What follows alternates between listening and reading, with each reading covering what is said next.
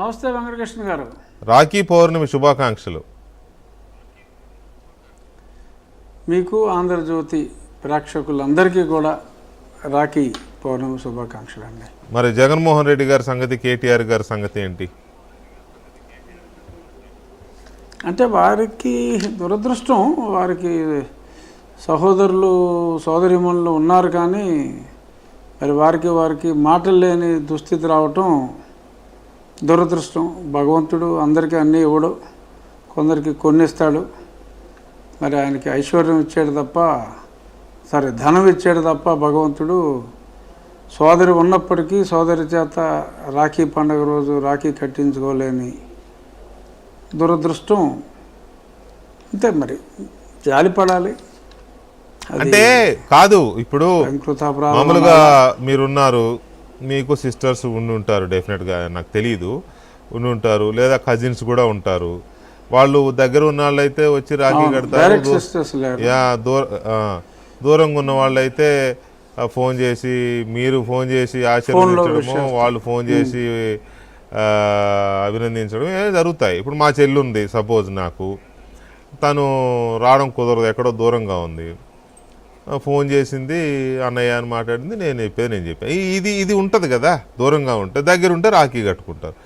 వీళ్ళు అది కూడా చేసుకోవాలా, కనీసం ట్విట్టర్ పిట్ట కూడా కోత కొయ్యలే ఇవాళ, ఇద్దరు పిట్టలు.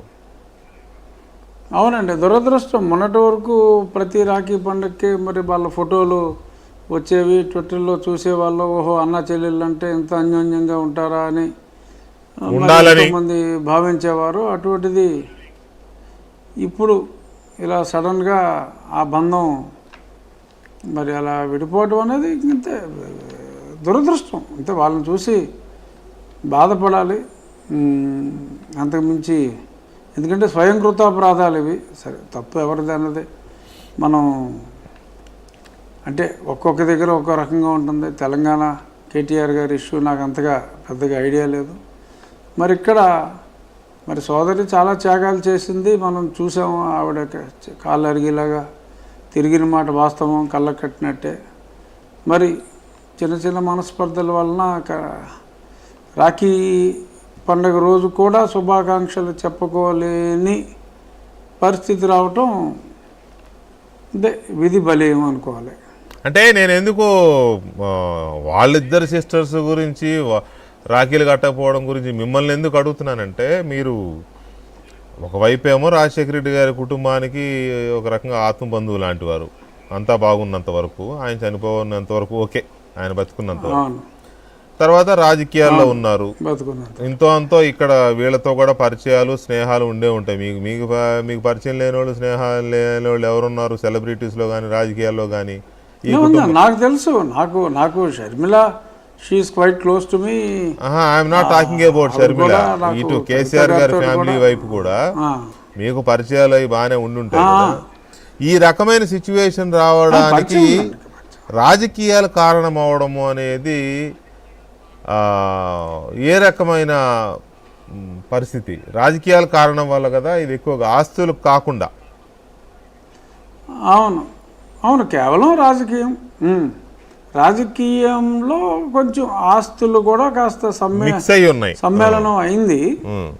అంటే పూర్తిగా రాజకీయమే కాదు, కానీ రాజకీయం వలన వచ్చిన ఆర్థిక విభేదాలను కూడా అనుకోవచ్చు.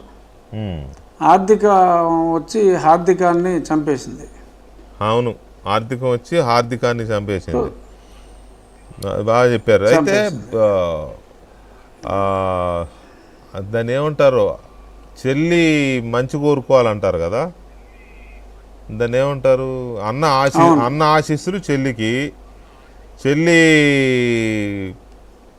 శుభాకాంక్షలు అన్నకి, ఆకాంక్షలు అన్నకి, అంతేగా? అదే, అవును. ఆ ఆకాంక్షలు మిస్ అవుతున్న అన్నల్ని ఏమనాలి ఇప్పుడు?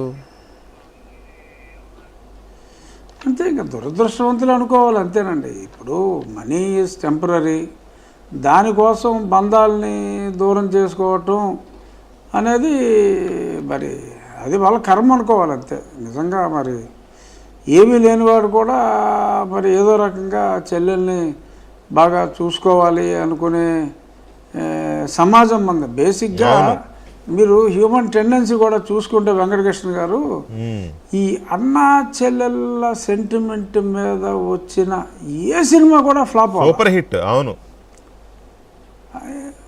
అన్నీ ఆల్మోస్ట్ అన్నా చెల్లెళ్ళ మీద వచ్చిన సినిమాలు, సరే రామారావు రక్త సంబంధం అంటే అది ఓకే బ్లాక్ బస్టర్ అనుకోండి, కానీ ఎందుకంటే నాకు సినిమాలు ఇంట్రెస్ట్ కూడా ఎక్కువ కాబట్టి చెప్తున్నా.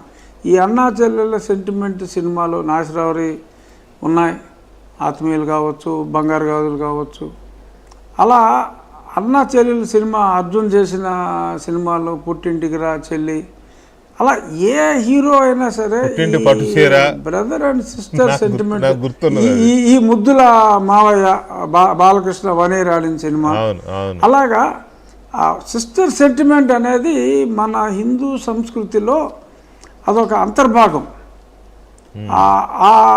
అటువంటిది మరి మిస్ అవ్వటం అనేది వాళ్ళ దురదృష్టం. అట్లీస్ట్ వచ్చే సంవత్సరం అయినా మరి వీళ్ళు కలిసి రాఖీ పండగ చేసుకుంటే బాగుంటుంది.